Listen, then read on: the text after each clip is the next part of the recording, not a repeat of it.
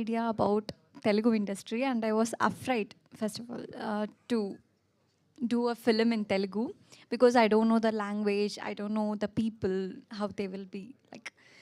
But when the team reached out to me, I was not that confident.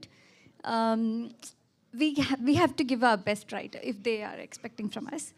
So when they reached out to me, I was like, no, I can't do this. But Shrikant sir literally believed in me.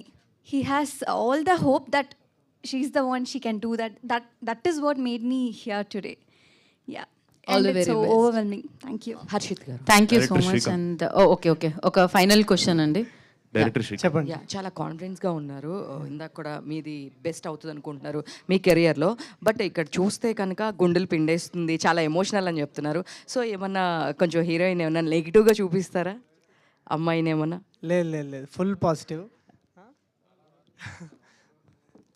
మా director సినిమాలో ఇవ్వడని చెప్తుండు, ఇక్కడ direction చేస్తుండు నాకు.